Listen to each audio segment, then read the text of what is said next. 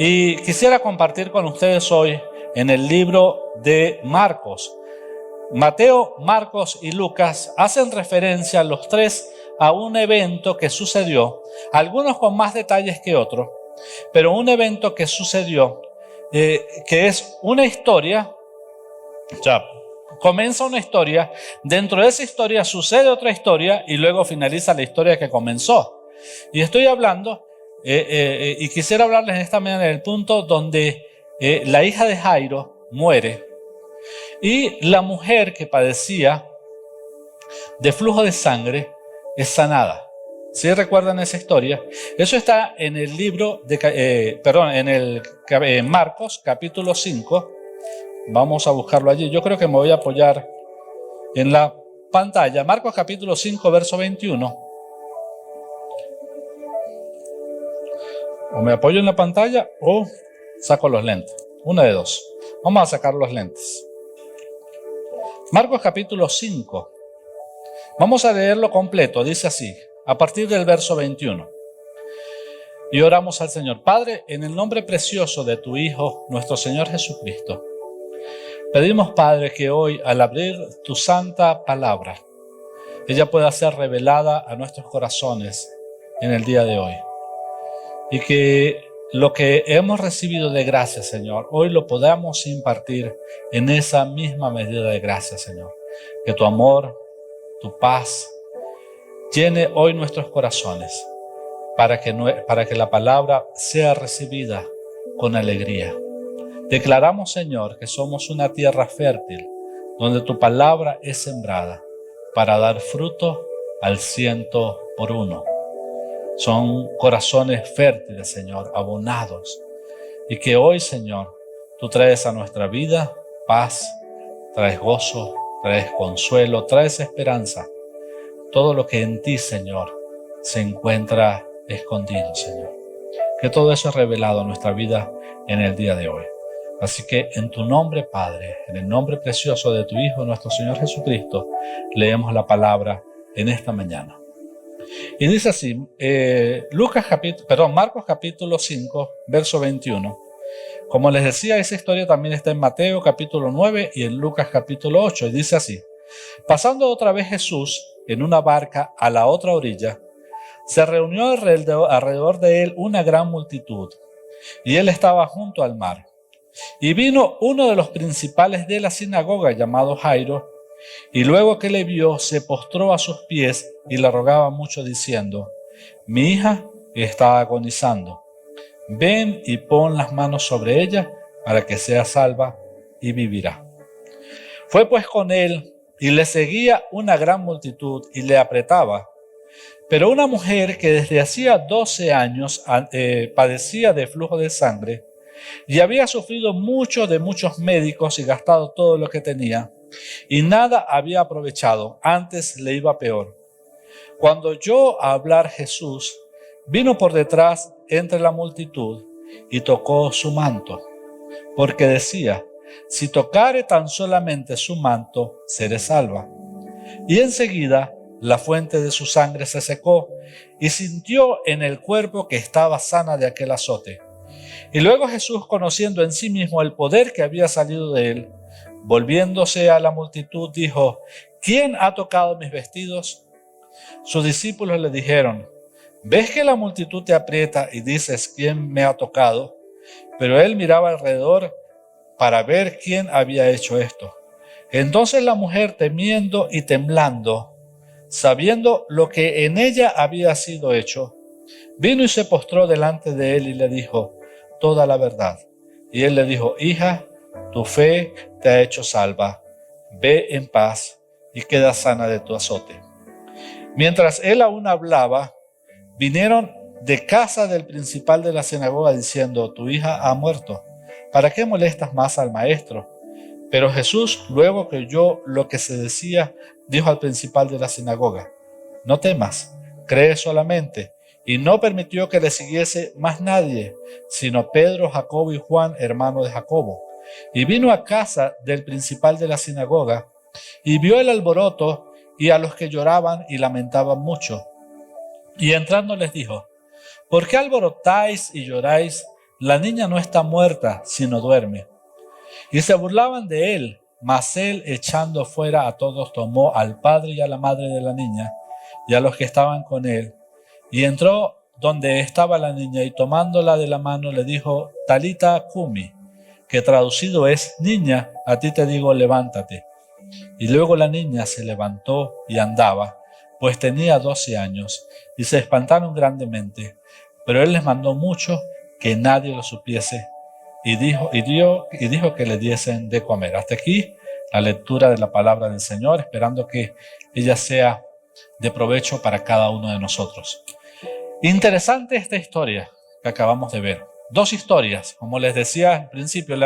El relato comienza hablando acerca de Jairo, un principal de la sinagoga que tenía un apuro inminente. Su hija agonizaba. Hay situaciones que nosotros conseguimos en la palabra, por ejemplo, cuando Lázaro muere, que van y le piden la ayuda a Jesús. Lázaro aún estaba con vida, pero dice que el Señor se demoró más, ¿sí? O sea, se demoró. Y en ese proceso que él se detiene a hacer otras cosas en el camino, Lázaro también muere. Y aquí vemos una similitud, ¿sí? El Señor, evidentemente, una de las características propias del Señor era la compasión. No hay una situación en la cual el Señor tuviera la oportunidad de hacer algo relatada en las Escrituras donde Él no hiciera lo que tenía que hacer. ¿Por qué? Porque hay dos conceptos. Hay un concepto que se llama lástima, ¿sí? Que es lo que sienten la mayoría de las personas. Y hay un sentimiento o hay otra emoción que se llama la compasión, que la poseen muy pocos y que debe ser una característica de nosotros los hijos de Dios. ¿Cuál es la diferencia entre la lástima y la compasión? Que la lástima se limita solamente a un sentimiento y decir: ay, pobrecita, mi hermano, pobrecito, qué mal la está pasando. Pero la compasión es: qué malo lo que mi hermano está pasando, voy a hacer algo. La compasión denota una acción, ¿sí? Entonces, a veces nos quedamos solamente con la lástima y decimos: pobrecito el hermano, qué situación tan difícil, pobrecita la señora, pero nos quedamos allí, ¿sí? Y eso no es algo que corresponda a los hijos de Dios. ¿Por qué? Porque por lo menos nuestra primera acción debe ser la oración. Pero después de la oración debe venir un proceso que se llama la acción. Entonces el Señor estaba en esa situación. Él se consigue allí ante eso, va, pero en ese proceso se estaba gestando algo.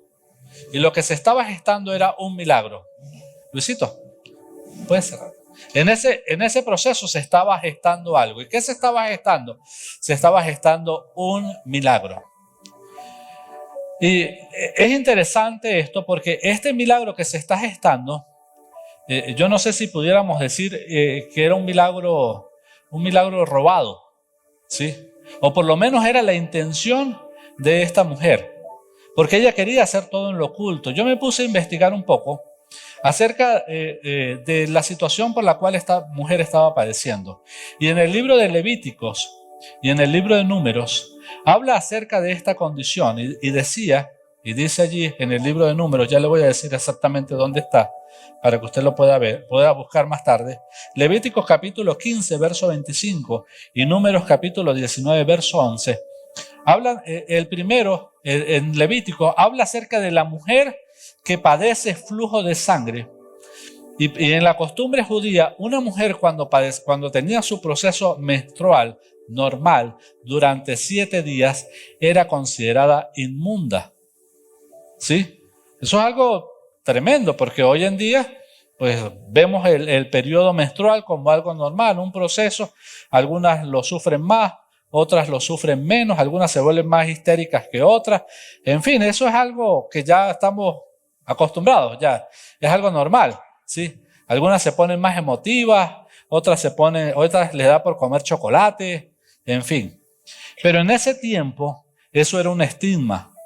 La mujer que padecía flujo de sangre no podía dormir en la misma cama del esposo, tenía que tener una cama aparte, ¿sí? Todo lo que ella tocaba se consideraba inmundo. Si ella se sentaba en una silla, esa silla era inmunda. La cama era inmunda. Si alguien tocaba la cama donde ella dormía, era inmundo. Todo lo relacionado con esa mujer era inmundo. Entonces ustedes dirán, bueno, un proceso de 7 días pues se puede tolerar, ya la mujer se acostumbra, se va a otro cuarto y todo lo demás.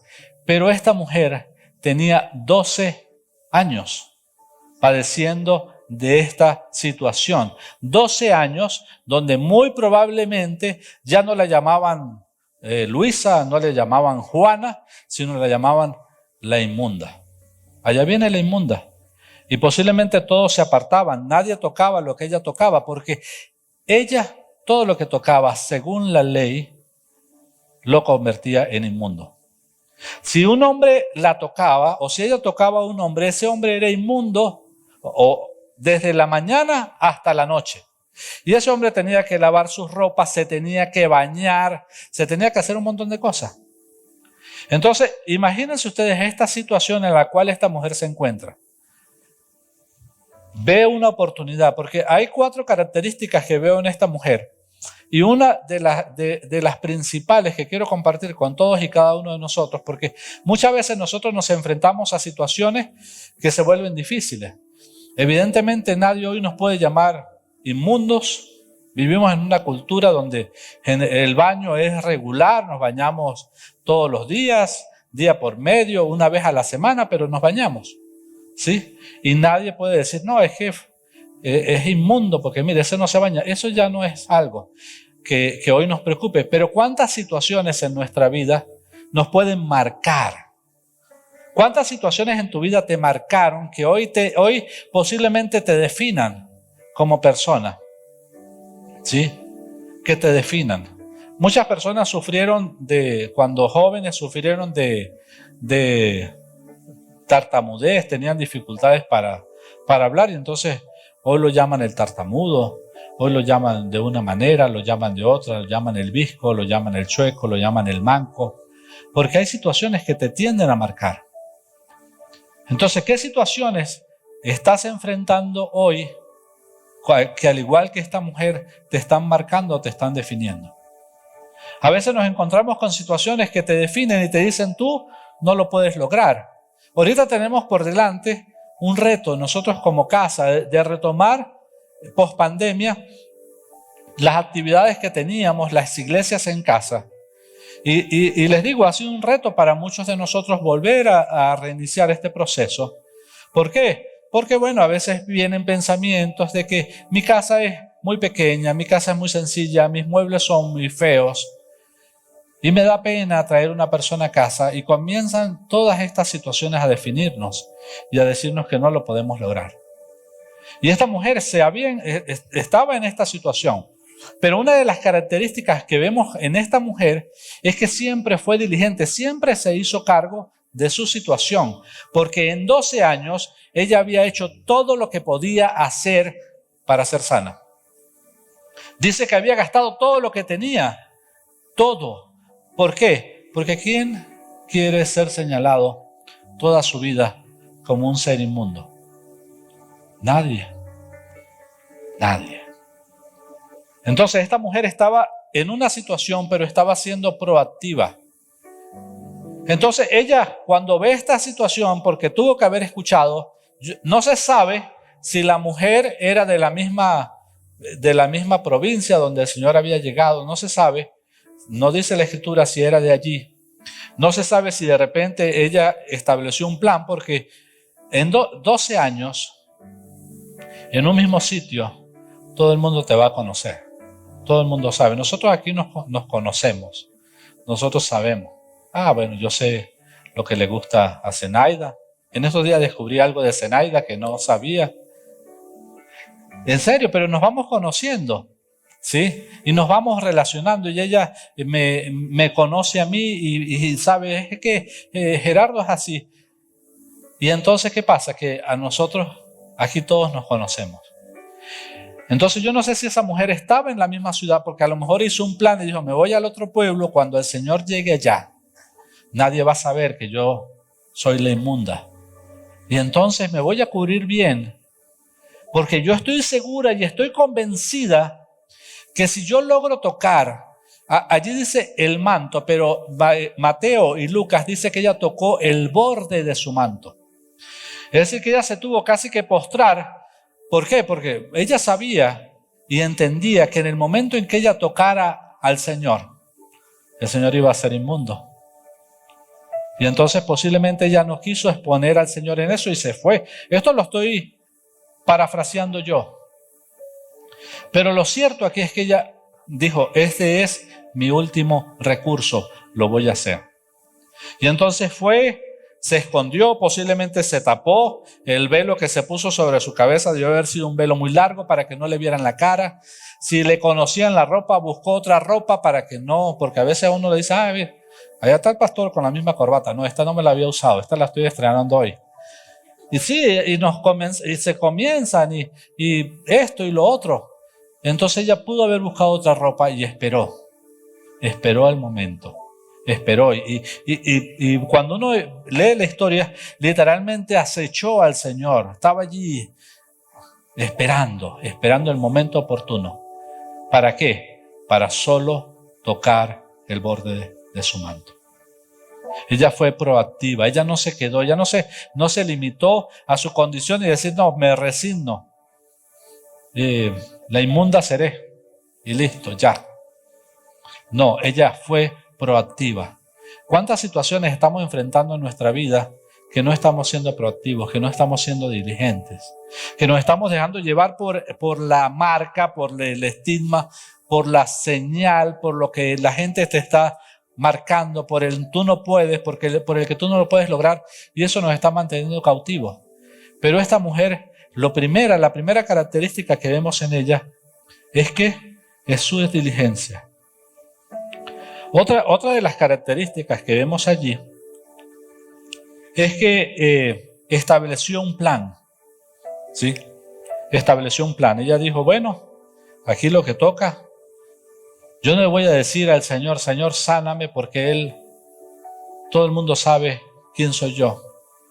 Pero yo sé que si yo lo logro, yo lo voy a alcanzar. Y evidentemente, hoy en día, con el conocimiento que tenemos acerca de esta situación, esa mujer pudo haber padecido de miomas en el útero que le producían ese sangrado, ¿sí? Es una situación, hoy en día es una enfermedad que se trata, que se cura, hoy en día se cura con operación.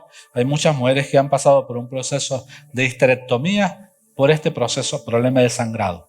Pero en ese entonces no estaba la ciencia que hoy tenemos por delante, ¿sí? Ella fue a todos los médicos que pudo haber. Posiblemente algunos hasta se aprovecharon de ella, ¿sí? Dice que toda la plata que tenía la gastó, todo lo que tenía. Y el último recurso que ella tenía era el Señor ese día. Entonces por eso ella establece un plan y fijó metas. ¿Basado en qué? Basado en la fe que ella tenía. Porque esto no era un asunto, esto era un asunto solamente de fe. Ella se trazó en su corazón y dijo, si yo toco el borde de su manto, yo voy a ser sana. ¿Sí? Entonces, a veces nosotros pretendemos o creemos que las situaciones en nuestra vida se den por ósmosis, ¿sí? A veces decimos, oye, a mí me gustaría tener, no sé, la revelación que tiene X o Y persona. Y inclusive, a veces quisiéramos que esa persona orara por nosotros y nos pusiera las manos y automáticamente todo eso se vaciara en nosotros y nosotros, tenemos la revelación. Pero eso no es así. Todo plan necesita un proceso. Aún tú puedes tener la fe, ¿sí? Pero la Escritura dice que la fe sin obras es muerta. Pero no tus obras, es la obra de Cristo en la cruz. Por eso la obra que esta mujer estaba haciendo era acercarse a aquel, el único que le podía sanar. ¿Qué estás haciendo tú hoy por lo que tienes, por esa meta, por ese plan que tú tienes hoy enfrente? ¿Qué estás haciendo por eso? ¿Estás solamente sentado esperando que se dé por arte de magia? ¿O ya tienes un plan? ¿O ya tienes una estrategia? ¿Sí? Una de las cosas que esta mujer tuvo que superar fue su experiencia contra el fracaso. ¿Por qué? Porque cada vez que ella fracasaba, cuando este médico no la podía curar, ¿qué hacía ella? Se iba a otro médico. Posiblemente estuvo de ciudad en ciudad porque le decían, mire, no, es que en aquella ciudad hay un médico que ese sí la va a curar, y se iba para esa ciudad y gastaba y gastaba y gastaba. Pero siempre fue diligente y el fracaso para ella no fue un obstáculo. Y nosotros tenemos que aprender a lidiar contra el fracaso. A veces pensamos que, y a veces le metemos a la metafísica, porque yo creo que eso tiene algo que ver con eso. Y decimos, no, es que si el universo no se alinea, es porque no es la voluntad del Señor. No, el universo no se va a alinear. ¿Sí? No es que si las cosas están difíciles, es porque no, es que las cosas se van a poner difíciles. La Escritura dice, en el mundo tendréis aflicción, pero confiad, yo he vencido al mundo. Entonces tenemos eso. ¿Por qué? Porque siempre tenemos que luchar, siempre tenemos que esforzarnos, ¿sí? Ese evangelio light de que véngase, que aquí el Señor le va a dar todo y usted lo único que tiene que hacer es extienda sus manos y reciba. No, ese no es. Eso es un evangelio falso. Evidentemente el Señor hizo todo en la cruz, en el Calvario, pero nuestra posición debe ser siempre, como lo hemos compartido siempre, permanecer en Él, aferrarnos a Él, buscar en Él, porque Él es el que tiene todos los recursos para cada uno de nosotros. ¿Están de acuerdo conmigo? Ok. Entonces, otra de las cosas que ella superó fueron las barreras. Superó las barreras. Imagínense ustedes el riesgo que esta mujer estaba corriendo al hacer lo que estaba haciendo. Ella la pudieron haber apedreado. ¿Por qué? Porque intencionalmente estaba tocando a un hombre. O sea, intencionalmente estaba haciendo inmundo a un hombre. Entonces, y ella no tocó solamente a Jesús ese día, ¿sí? Tocó a unos cuantos. ¿Sí? ¿Por qué? Porque algo que la Escritura habla allí, y la Escritura nunca deja un detalle así por dejarlo, dice que una gran multitud le seguía. Una gran multitud. O sea, para la mujer no estaba difícil.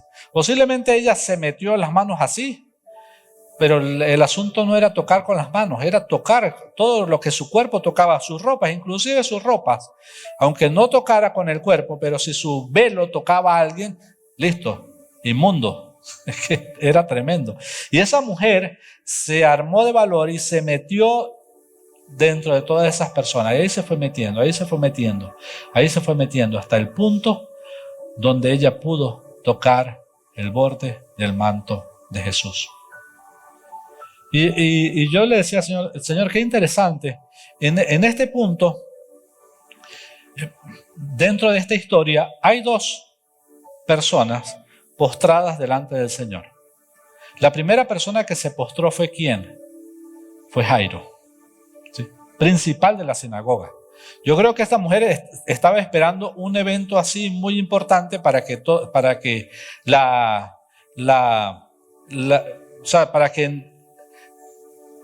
la atención, es la palabra que estaba buscando, la atención no estuviera tan dirigida como a ella, sino que hubiese algo muy importante.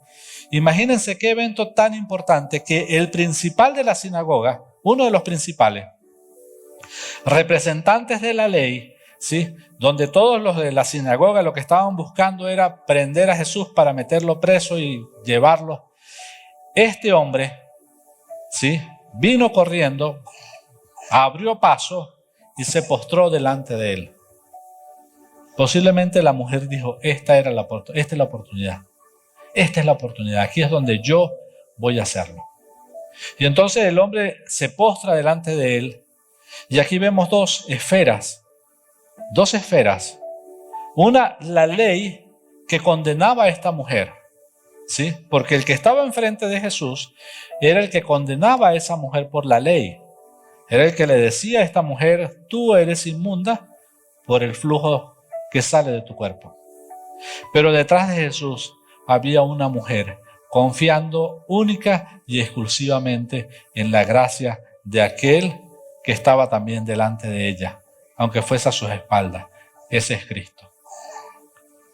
Y entonces tú hoy, nuestra vida muchas veces se vacía, se pasa en esos dos aspectos. Delante de qué nos postramos nosotros. ¿Vivimos nuestra vida postrada como la ley? ¿Sí? ¿O vivimos nuestras vidas postradas en esa gracia maravillosa que es solamente Cristo? Y ahí estaban esas dos escenas. Entonces yo me imagino que Jairo estaba apurado. Mira, Jairo, si Jairo hubiese tenido un carro, él se lleva al Señor en su carro. Él no espera que vayan caminando. Él lo monta en el carro, vámonos rápido para la casa. Pero el Señor se detiene. El Señor se detiene y empieza a decir, ya un momentico, ¿quién me tocó?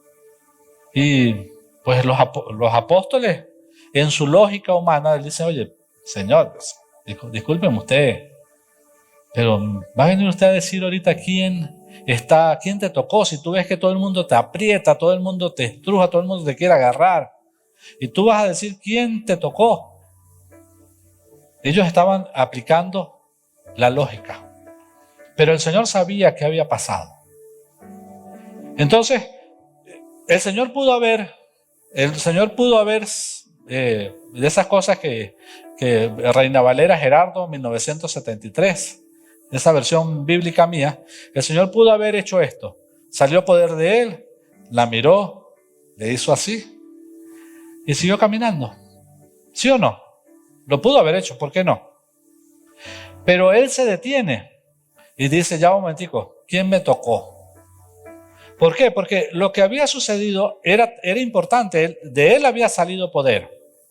Pero lo que él quería marcar en ese punto y decirle a esa mujer, porque eso es lo maravilloso del Señor, que el Señor cada día a través de su palabra, a través de la obra que él hizo en la cruz, él nos quiere afirmar a nosotros cada día. ¿Sí? Nos quiere afirmar. ¿Por qué? Entonces el Señor se detiene y una vez que él revelara quién lo había tocado, ¿sí? Todo el mundo podía empezar a decir, ay papá, quedó inmundo. ¿Sí o no? Quedó inmundo. Ahora él tiene que ir a lavar sus ropas. Tiene que irse a bañar y ya por hoy no puede hacer más nada. Jairo, que era el representante de la ley, tuvo que haberle dicho a él, no papá, ya no puedes ir para mi casa. No puedes entrar a mi casa porque eres inmundo. ¿Se dan cuenta lo importante del asunto? ¿Sí? Aquí estaba Jairo. Entonces él pregunta, y yo me imagino que cuando descubren quién era la mujer, todo el mundo, como decía uno cuando estaba muchacho y se iban a agarrar a golpe, decía, abran cancha, y todo el mundo se abrió así. Todo el mundo se tuvo que haber abierto. La mujer quedó allí. ¿Por qué? Porque era la inmunda. Y ella tuvo que decirle, Señor, fui yo la que te toqué. Fui yo. Y le contó, le dijo, mira, llevo 12 años padeciendo de flujo de sangre, he gastado todo lo que tengo, no he podido hacer nada. Fui yo la que te toqué. Y el Señor la mira y le dice, ella recibe 3 cosas allí maravillosas. El Señor le dice, primero le dice, hija, tu fe te ha salvado. Sí, porque en orden de prioridades, lo que esa mujer necesitaba, lo primero que ella necesitaba era la salvación. En segundo lugar, ¿qué le dice? Ve en paz. Ya les pusieron la chuleta ahí atrás, ya me di cuenta. Ve en paz. Y después, ¿qué le dijo? Sé sana de ese azote. 3 cosas en un solo momento. ¿Sí? Y entonces la historia cambia. La historia cambia. Ahora el Señor tiene ahí a Jairo. ¿Qué va a hacer la ley? ¿Qué va a hacer la ley? Y el Señor se va a la casa de Jairo. Jairo parece que no le importó mucho el asunto. ¿Por qué? Porque acaba de presenciar un milagro. La gente seguramente supo. nadie le dijo nada a la mujer porque todo el mundo estaba esperando que el Señor le dijera: ¿por qué me has tocado? Me has echado a perder el día. Ahora yo no voy a poder ir a sanar a la hija de Jairo porque tengo que irme a bañar. Eso estaban esperando cualquier cosa. Pero el Señor no lo hace. ¿Por qué no lo hace? Porque esa mujer acaba de tener un encuentro con la gracia maravillosa del Señor. Cuán hermoso es conseguirse y encontrarse con esa maravillosa gracia. Entonces, otra de las características de esta mujer fue la persistencia. Fue persistente. Fue persistente. Ella luchó y luchó y luchó hasta conseguir sus objetivos. Y también un detalle importante en ella fue su fe. ¿Sí? Fue su fe. Una de las frases que el Señor usaba mucho cuando sanaba es que le decía a la gente: conforme a tu fe sea hecho. Y aquí evidentemente se hizo conforme a la fe de esta mujer. Entonces, el Señor se va a la casa de Jairo. Llegan y le dicen: mira, lo lamento, tu hija acaba de fallecer. No sabemos cuánto duró este proceso. Me imagino que la ansiedad de Jairo estaba por las nubes diciendo: vamos, vamos, vamos, ya, sí, está bien, la sanaste, pero vamos, vamos para allá. Estaba allí, pero el Señor, Él tenía su plan. Sí, Él tenía su plan. Nosotros a veces usamos mucho una frase y decimos: el tiempo de Dios es perfecto, como que si fuese un versículo bíblico, pero resulta que eso no está en la palabra. Sí, esa frase es así como está, no está en la Biblia, pero evidentemente Dios tiene un tiempo para todo. Eclesiastés capítulo 3 verso 1 dice que todo debajo del cielo tiene su hora, y estaba establecido esto. Entonces, ¿qué pasa? Que viene el Señor y le dice: mira, no, la niña murió. Yo me imagino que Jairo mira al Señor y dice: oye, si tú hubiese venido a mi casa primero. Y él le dice: no temas, vamos para allá. Y se va con Jairo a la casa. Y en la casa pues estaba todo el alboroto, el llanto, todo lo que se produce ante este evento. Y el Señor le dice unas palabras. Mira, y otro detalle que yo le preguntaba al Señor esta mañana: ¿por qué Él dijo eso? ¿Sí? O sea, Él le dice: ella no está muerta, solo duerme. Pero ¿qué pasó? Que evidentemente la niña había muerto. Y aquí nos encontramos, en esta historia, nos encontramos a dos mujeres, con un número que las define a las dos. Una tenía 12 años padeciendo de flujo de sangre, y una niña de 12 años que había muerto. Es decir, que pudiéramos decir que cuando aquella mujer empezó a padecer del flujo de sangre, esta niña estaba naciendo. ¿Sí? Pero el 12 aparece allí como un número que es interesante notar, que es interesante ver.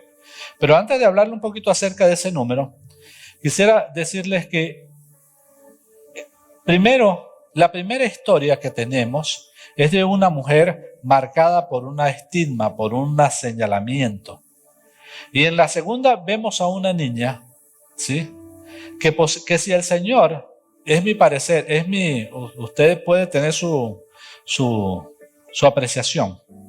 Pero cuando el Señor le dice a esa gente: ella no está muerta, ella duerme, Él lo estaba haciendo por un propósito muy noble, a mi parecer, y estaba protegiendo a la niña.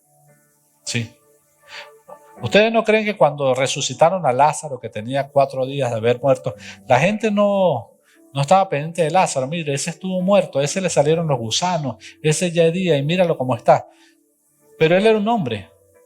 Pero pienso yo que someter a esta niña a lo que él le había quitado a una mujer hace unos minutos y decirle: mire, no, ¿cómo le iban a llamar a la niña en la escuela? No, allá viene la muerta, cuidado que esa se murió, mira, y resucitó. Le pudo haber puesto a esta niña un estigma, y él, contrario a lo que hizo con esta mujer, que hizo algo para que todo el mundo se diera cuenta, él solamente se lleva a 3 personas y a los padres de la niña a la habitación. Y hace otra cosa, que puso a Jairo otra vez en confrontación contra lo que él tenía. ¿Por qué? Porque también toda aquella persona que tocara a una persona que había muerto era inmundo 7 días. Sí.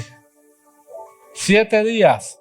Imagínense, el ministerio del Señor se le iba a detener 7 días porque agarró a la niña y lo primero que hizo fue tomarle la mano.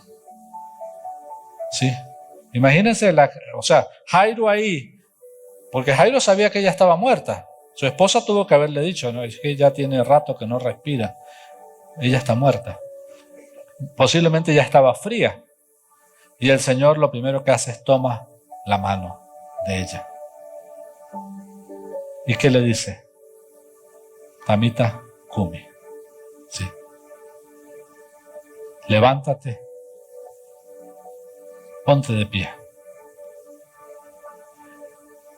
Jairo, bueno, cuán contento pudo haber estado Jairo al ver que su hija muerta estaba con vida. Denle de comer a la niña, posiblemente tenía días que no comía por su enfermedad, no lo sabemos. Pero cuán sorprendido o cuán sorprendente es ver esa manifestación de gracia de parte del Señor. Sí. O sea, que Él estuviera dispuesto a... O sea, la ley decía, el que toque una mujer en esta situación será inmundo un día. Y el que toque una persona que haya fallecido, 7 días inmundo. ¿Pero por qué? Porque eso fue lo que Él hizo. Él tomó todo lo malo de nosotros, toda nuestra inmundicia, todo nuestro pecado, toda nuestra maldad, para que hoy tú y yo podamos ser llamados hijos de Dios. Eso es lo maravilloso.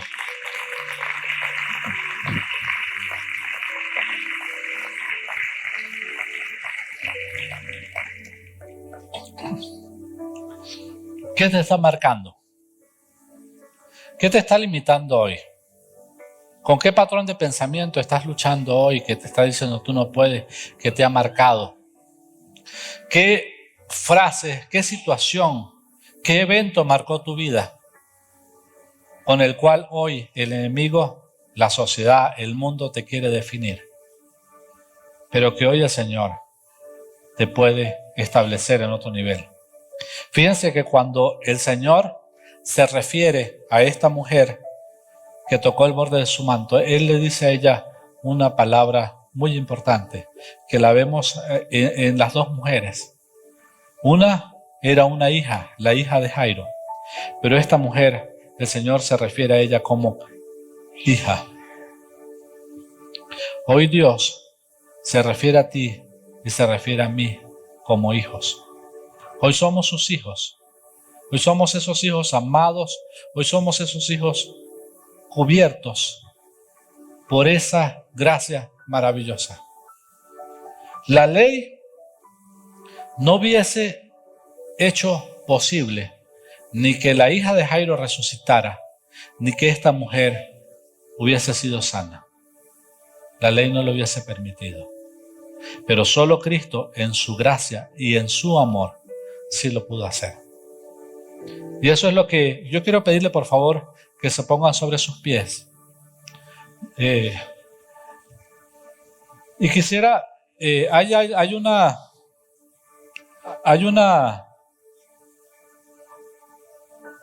canción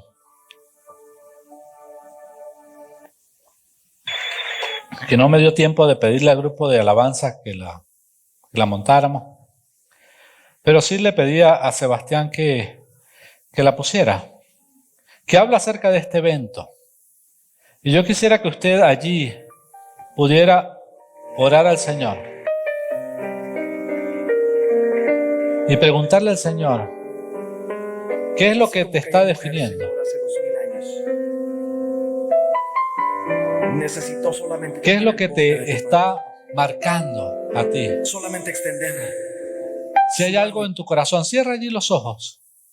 Alguien que necesite esa paz, para alguien que haya sido marcado en su vida con una palabra, con una situación que no haya podido superar. Yo creo que hoy es un día de libertad en Cristo Jesús.